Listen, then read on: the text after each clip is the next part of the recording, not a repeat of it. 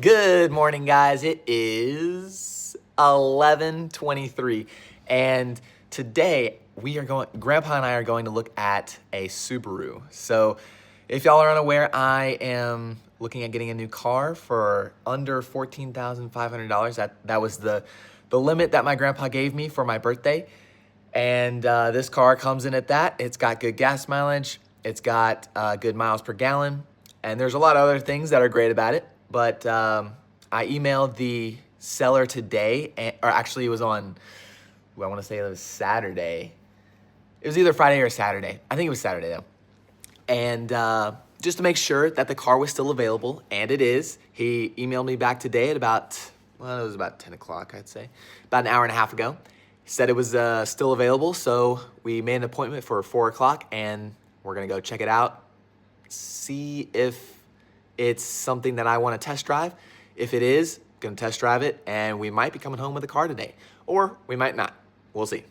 It's getting closer to that time, guys. It is 1:50, and I've just been doing all the research I can. I've already done research, but I wanted to do more, so I'd have questions. I've been looking up YouTube videos because I've never gone to get a car, so I was wondering what kind of questions I should ask, what I should look for when looking over the car, what I should listen to while driving the car if I go on a driving test. Also how to negotiate, look at the tire.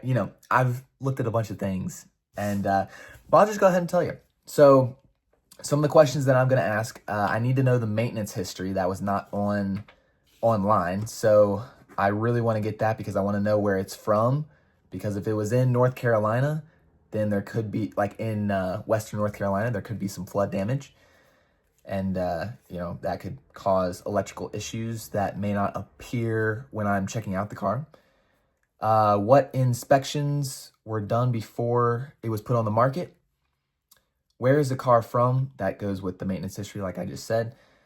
And am I able to contact the owner because they might have some of the maintenance history? I may be able to get the maintenance history from the dealer, but not everyone is good at keeping up with, when they got the oil changed, what was replaced, when it was replaced. So they might not have those just because the owner didn't give it to them or never wrote it down. Some other questions are, am I able to contact the person? Have the front lower control arms / bushings been replaced on this car? That was a common problem that I saw online in Consumer Reports, along with my neighbor. He has had Subarus since, I think he said 1969. He's had 4 of them: the Outback, 2 Foresters, and then there was another one that I forget the name of. So I called him up, and he told me everything about his cars, what he looked for when he replaces things, because he takes very good care of his cars and records everything. So that was also one of the things that he recorded, was he had to replace the front lower control arms.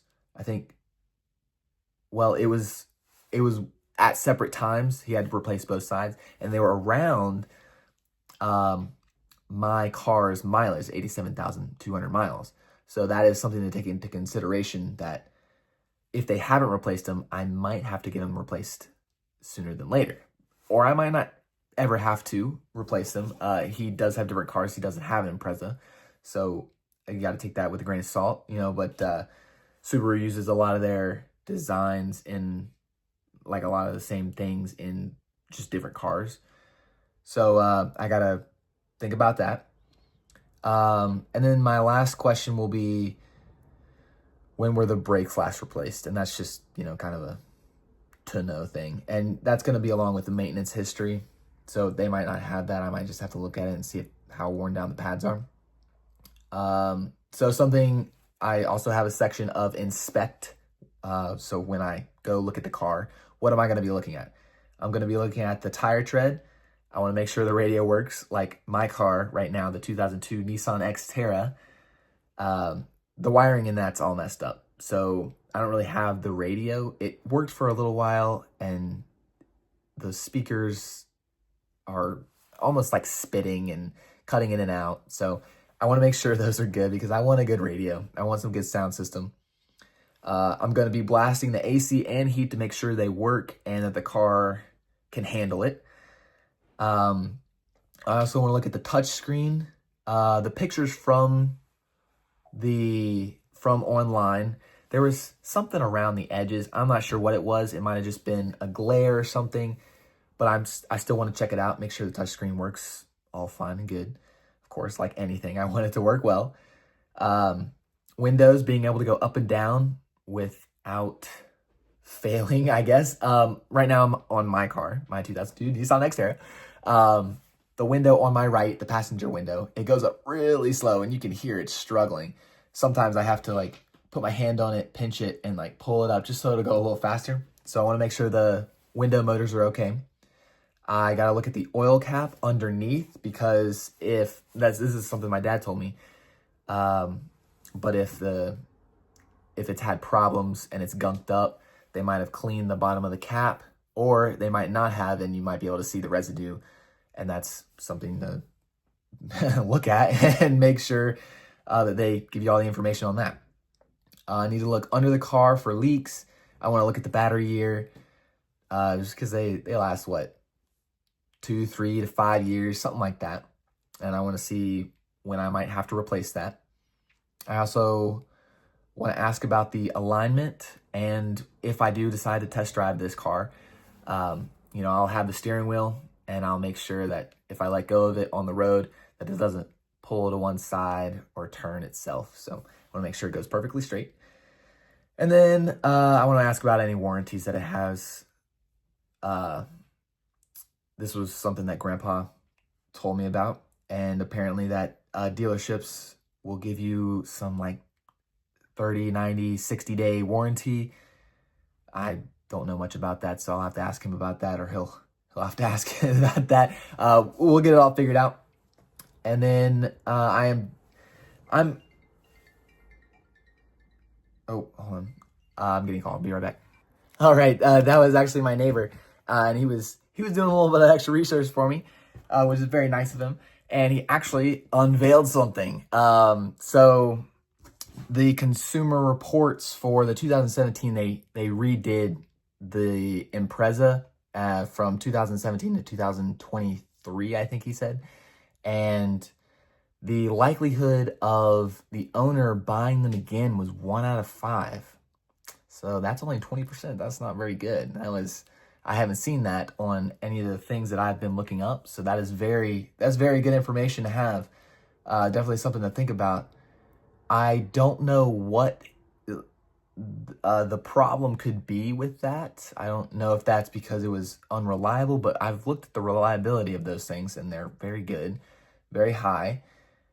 So I don't know, it might be feel, it might be, since it's a redesign, that, the first year of a car is never really good. There are a lot of problems with it, and that they have to figure out what the consumers like that's the best. But then again, he looked at the next few years, and it only went up by 20% in 2021, I believe. That was the highest, or as far as he went anyways. So from 2017, it was 1 out of 5, 18, 1 out of 5, and then 21 was 2 out of 5. So it doesn't seem like they got better in whatever they were lacking with the consumers liking it. Well, I've got 2 hours until we have to be at the place, at the dealership. So I guess I have 2 hours to figure out what they might not have liked about the car. But let me get back to, I only had one more thing that I was going to mention on my checklist, and it was I'm going to get a pre-purchase inspection, a PPI, just to make sure that everything is running and all the fluids are good and, checked out by a professional, not just me looking at it going, oh yeah, it looks great, okay, because I'm not a professional. Definitely something good to have, and it can save me a lot of money if something is found. So I will definitely be doing that. And as for now, I guess I will be looking up why consumers didn't want to buy it again. All right, that's the update for now. I'll keep you posted. Okay, Grandpa is home and we are gonna head off to the dealership. I couldn't really find anything other than just reading a bunch of bad reviews on why people might not buy it again. So I really don't know, but maybe I'll find out on the drive if we decide to drive it. Okay. We are here and we just went in. They sold it this morning. Bummer. I was so nervous too. That is a bummer. Apparently it was a good car and it sold at sticker price, $13,800. Well, it was a good car. So back to looking. Well, someone's happy because they got a new car. I did ask them if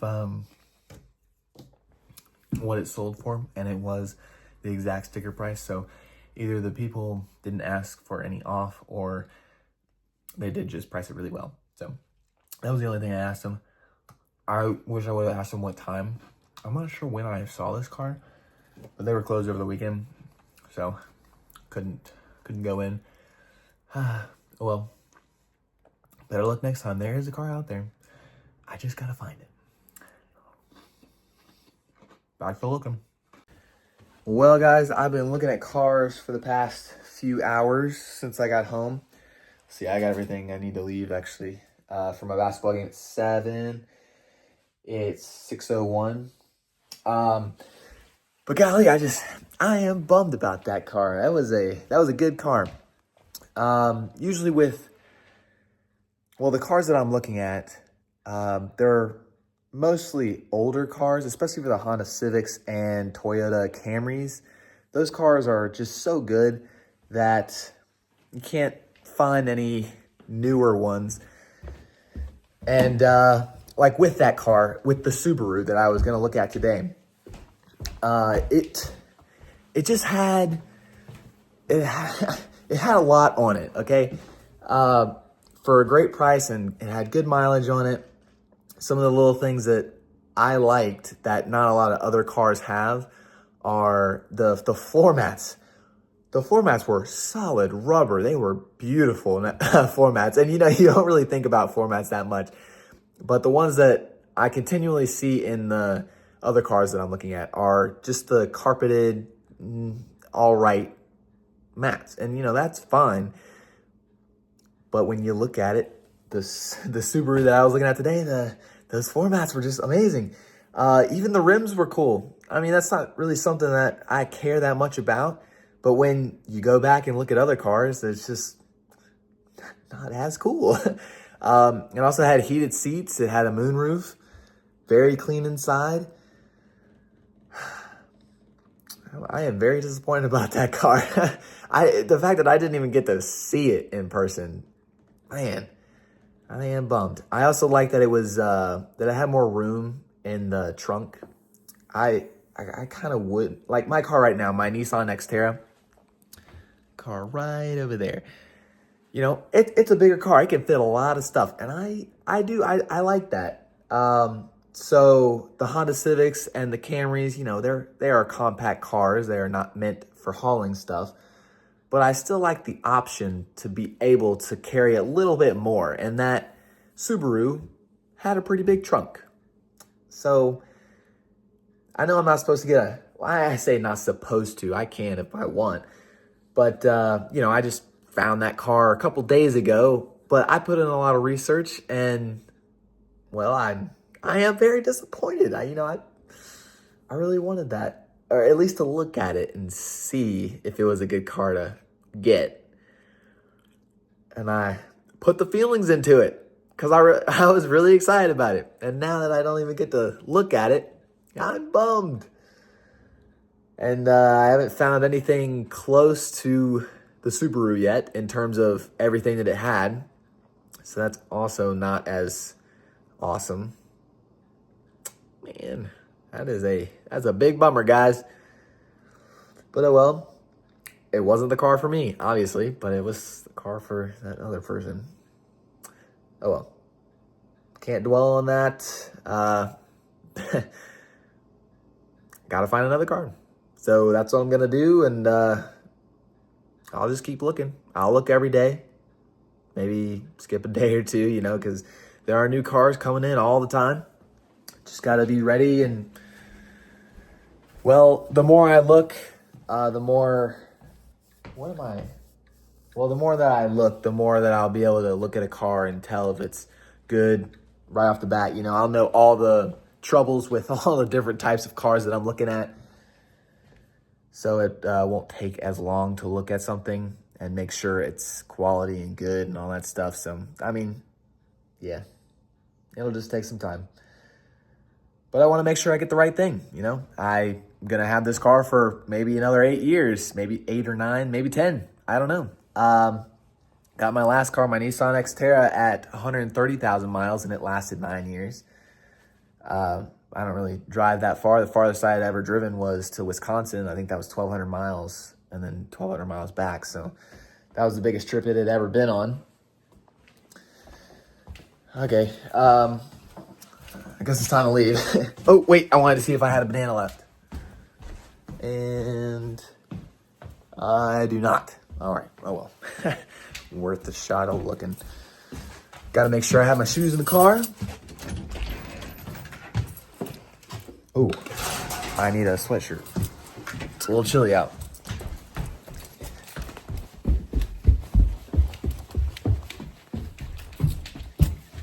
See, I'm wearing gray shorts, so I don't need to wear a gray sweatshirt. I'll wear my red one. But you never put it on in the car because I'm probably going to be a little toasty in the car. All right.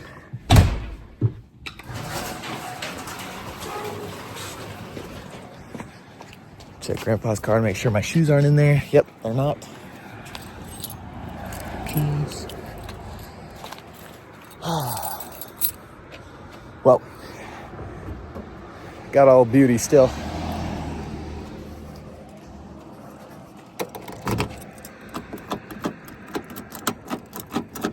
Come on, baby. There we go. Oh, yeah. And, yeah, I got my shoes right there. All right. Hopefully I can get there. I don't see why I wouldn't be able to. But I'll probably see y'all when I get there. Should get there about 20 minutes early.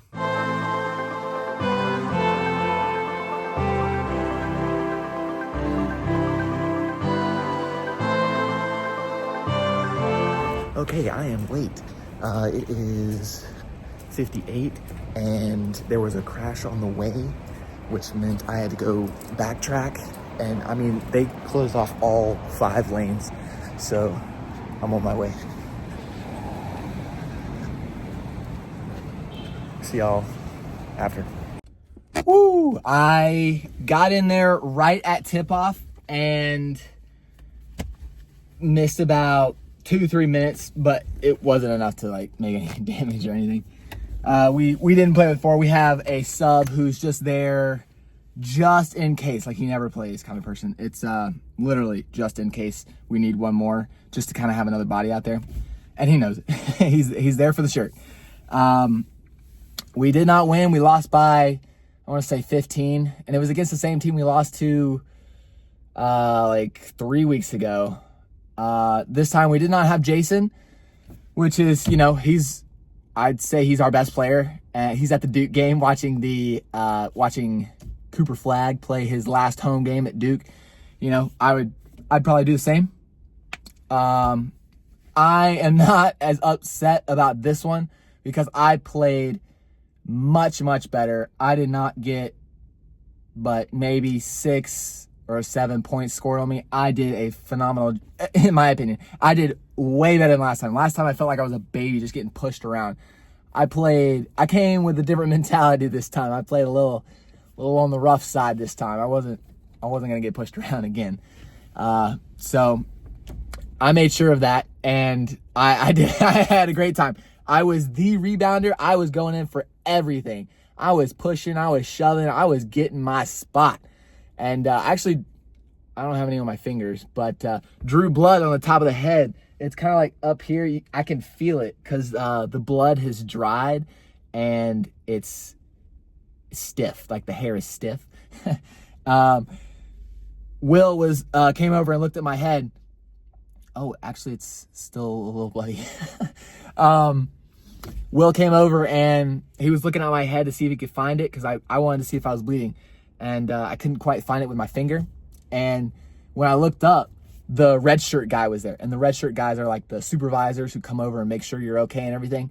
And since we only have like 5 real players, I couldn't go out. And if I'm bleeding and the possibility of getting blood on someone else and something like that, they will take you out and they'll make you sit down. So he said, "Are you okay? Is it your head? Are you bleeding?" And I was like, no, I think it was just, I actually had blood on my hand. So I was like, no, I think it just came from someone else's arm. And I looked away kind of thing. Just kind of went right over to the bench. And he went and checked everybody else's arms to see if anyone was bleeding. So I got away with it because I needed to be in. I could not take a break. And if I was bleeding, I wouldn't be able to come back in. So not that it helped anyway, but it did. Okay. Played much better. I didn't score as many points. Well, no, I don't think I scored that many points last time. Last time, I honestly don't know how many points I had. I probably had 8 this time, but it was a solid 8. And I was more helpful on defense this time.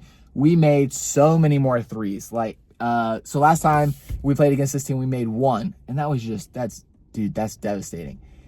And this time we scored probably 10 to 13-ish. So we scored a lot more, which was great.